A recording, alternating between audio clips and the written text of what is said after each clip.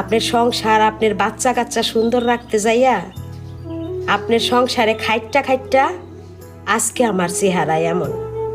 আর আপনার কাছে আজকে আমি তুচ্ছ, আমি রূপবতী না, আমারে দেখতে খারাপ দেখা যায়।